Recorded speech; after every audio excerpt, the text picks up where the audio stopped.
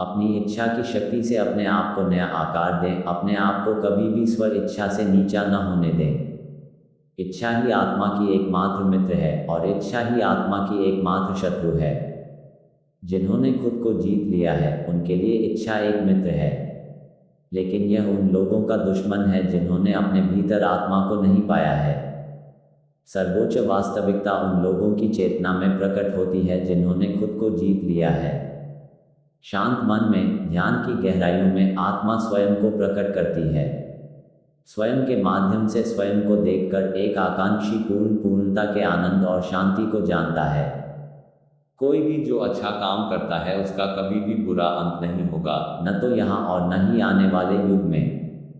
गंभीर तपस्या और ज्ञान मार्ग से ध्यान श्रेष्ठ है। मुझ पर अपना मन लगाकर योग के अभ्यास से स्वयं को अनुशासित करो। मैं उन लोगों के लिए हमेशा मौजूद हूँ जिन्होंने मुझे हर प्राणी में महसूस किया है। व्यक्ति जो चाहे बन सकता है यदि वह विश्वास के साथ इच्छित वस्तु पर लगातार चिंतन करे। मन बहुत चंचल है जो इंसान के दिल में उथल पुथल कर देता है। जैसे वे मेरे पास आते हैं वैसे ही मैं उन्हें ग्रहण करता हूँ। सभी पथ पार्थ मानव को मेरी ओर ले आते हैं। इंद्रियों से मिलने वाला सुख पहले तो अमृत जैसा लगता है, लेकिन अंत में यह विष के समान कड़वा होता है। जब ध्यान में महारत हासिल हो जाती है तो मन हवा रहित स्थान में दीपक की लौ की तरह अडिग रहता है। हे अर्जुन, तीनों लोकों में मेरे पाने के लिए कुछ भी नहीं है और न ही कुछ ऐसा है जो मेरे पास नहीं है। मैं अभिनय करना जारी रखता हूँ, लेकिन मैं अपनी किसी जरूरत से प्रेरित नहीं हूँ। कर्म मुझ पर इसलिए नहीं टिकते क्योंकि मैं उनके परिणामों से जुड़ा नहीं हूँ। जो लोग इसे समझते हैं और इसका अभ्यास करते हैं वे स्वतंत्रता में रहते हैं। ज्ञान की भेंट किसी भी भौतिक भेंट से बेहतर है क्योंकि सब कामों का लक्ष्य आत्मिक बुद्धि है। जैसे आग की गर्मी लकड़ी को राख कर देती है, वैसे ही ज्ञान की आग सभी कर्मों को भस्म कर देती है। अपना काम हमेशा दूसरों के कल्याण को ध्यान में रख कर करें।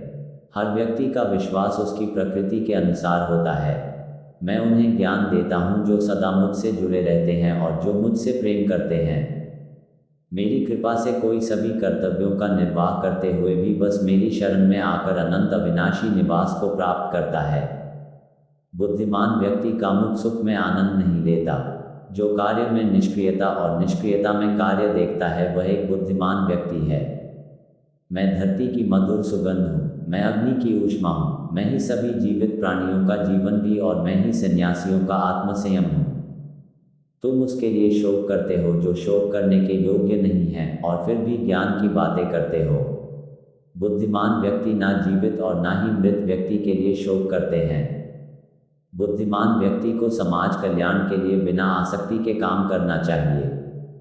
कर्म मुझे बांधता नहीं क्योंकि मुझे कर्म के प्रतिफल की कोई इच्छा नहीं। कर्म उसे नहीं बांधता जिसने काम का त्याग कर दिया है। अपने अनिवार्य कार्य करो क्योंकि वास्तव में कार्य करना निष्क्रियता से बेहतर है।